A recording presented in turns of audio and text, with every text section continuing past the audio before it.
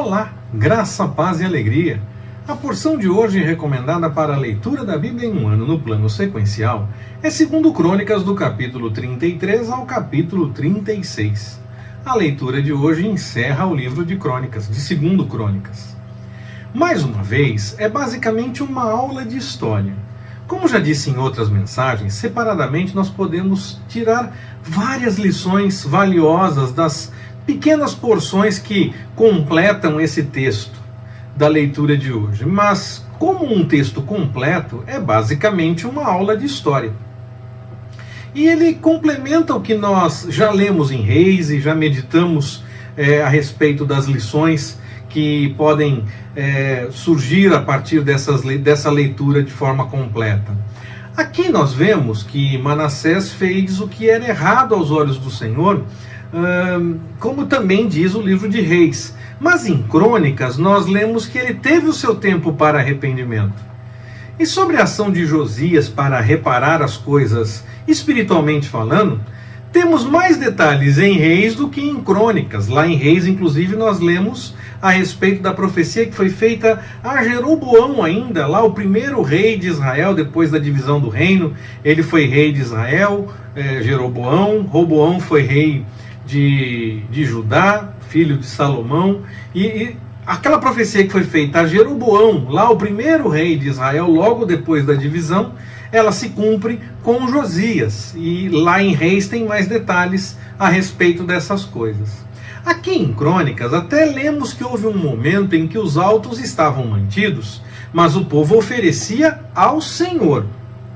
O que indica que pelo menos nesse momento aquela mistura religiosa e a idolatria tinham sido deixado de lado. Essas duas coisas tinham sido deixadas de lado.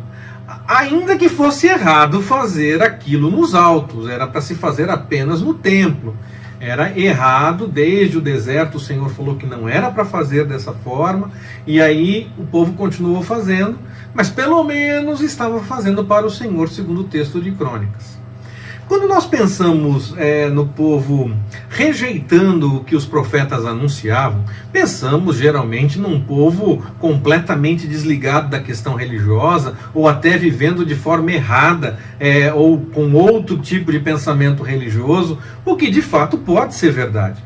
Mas é igualmente possível que eles estivessem vivendo a religiosidade certa, mas da forma errada, como os religiosos nos dias de Jesus, por exemplo. E no fim, é mais comum os religiosos entenderem que estão certos e não entenderem o que o Senhor está dizendo, achando que a vontade do Senhor é outra, na verdade. É mais fácil religiosos mesmo irem por esse caminho. Nós precisamos tomar cuidado para não seguirmos por esse caminho e acabarmos rejeitando o que o Senhor de fato está revelando por acharmos que já entendemos tudo e entendemos qual seria a vontade do Senhor. Mas na verdade nós estamos buscando a nossa vontade e tentando legitimar como se fosse a vontade do Senhor. Nós precisamos tomar cuidado a esse respeito, porque é mais fácil, quando nós já estamos bem envolvidos com a questão religiosa, que nós acabemos perdendo essa sintonia fina para entender de fato a vontade do Senhor. O texto bíblico, Jesus mesmo dizia que publicanos, prostitutas, pecadores estavam mais próximos. Por quê? Porque esses podem ser impactados com a verdade e reconhecer o erro.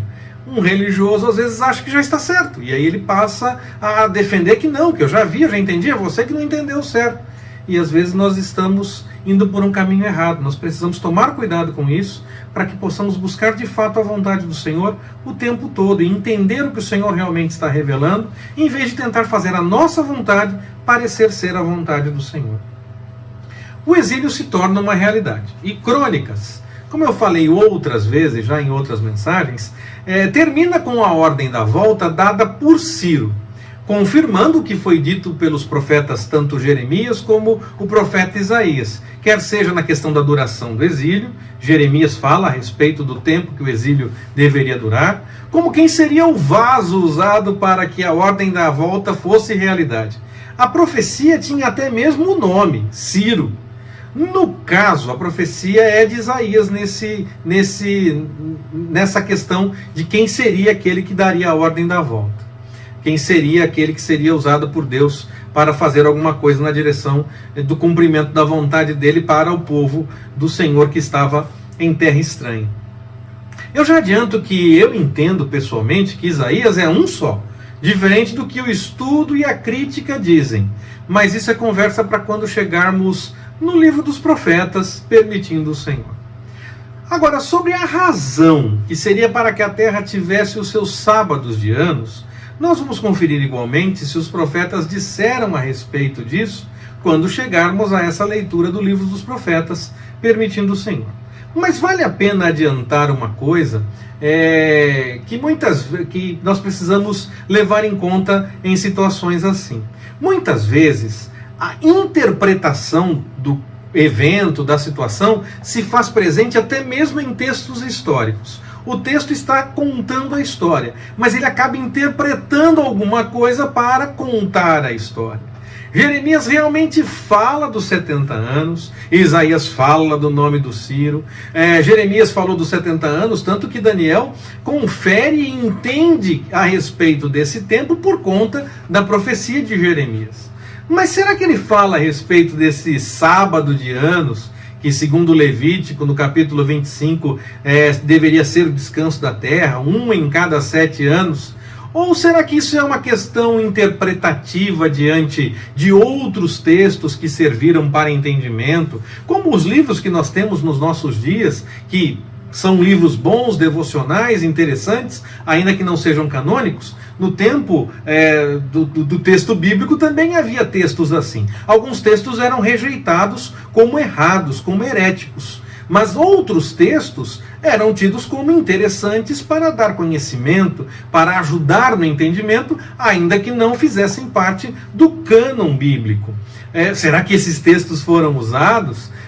E aí também, diante da realidade que o exílio durou esses 70 anos, e aí permitiu que a terra tivesse essa questão da lei que não foi observada durante o tempo que o povo esteve na terra, e aí se tornou realidade isso? Será que tudo isso não é uma questão de interpretação? Bom, nós vamos conferir quando chegarmos à leitura dos profetas, permitindo o Senhor.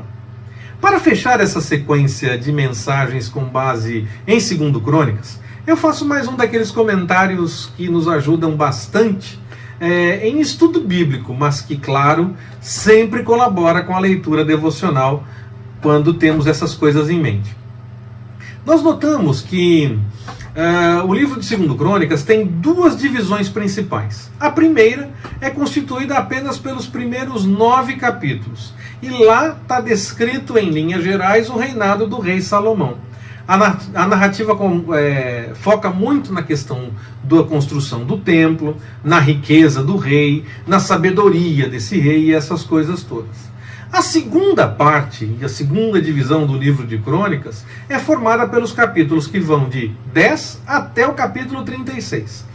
Depois da divisão do reino, nesse caso, então, depois que Jeroboão ficou como rei de Israel e Roboão ficou como rei de Judá. Aí o livro se concentra quase que exclusivamente no reino do sul, no reino de Judá. E discorre sobre a história do reino do norte, de Israel, só ocasionalmente quando a história tem um conflito com a história dos reis de Judá, quando ela tem uma convergência, quando ela está junto. E aí então, quando isso acontece, fala também dos reis de Israel, do reino do norte. Mas Crônicas basicamente fala dos reis do reino do sul. Conta então a história desde o momento em que o reino foi dividido até o momento do cativeiro babilônico, aproximadamente, sempre lembrando que essas datas são aproximadas mesmo, em 586 a.C. O livro então mostra nas suas páginas mesmo que ele tem textos que foram escritos bem antecipadamente, quando fala que a arca ainda está no lugar, ou quando fala que até o dia de hoje estão rebeldes contra o rei de Judá e essa coisa toda. Nós vemos algumas passagens nesse sentido, mas como o texto termina falando já da volta do cativeiro, prova então que esses textos que fazem parte da história foram escritos antes, mas foram organizados como livro depois. colocando também essa questão do término do exílio, a volta, confirmando a ordem da volta dada por Ciro para que o povo pudesse voltar para casa. O livro prova em suas páginas, tanto que a história foi escrita em alguns momentos antes ainda, já durante o tempo em que a história foi acontecendo, ela foi sendo registrada, e depois o texto foi juntado num texto só, indo até o momento da volta para casa, da ordem da volta para casa. O livro mostra nele mesmo essa estrutura. Afinal de contas, já falamos a respeito disso, a Arca da Aliança, o rastro da Arca da Aliança é perdido quando acontece o momento do exílio, quando o povo vai para o exílio. Só que Crônicas fala que a Arca ainda está lá até o dia de hoje. Por quê? Porque naquele momento em que aquele texto foi escrito, ela estava. Agora, no momento do exílio, se perde completamente o rastro dela. E aí nós vemos que o texto de Crônicas ele é montado a partir de textos que já existiam e alguém fez a edição desse texto para contar toda a história, desde o momento em que Salomão se torna rei até o momento da volta para casa, da volta depois do exílio babilônico. Esse é o texto de Crônicas. Que o Senhor nos abençoe. Forte abraço, até mais, permitindo o Senhor.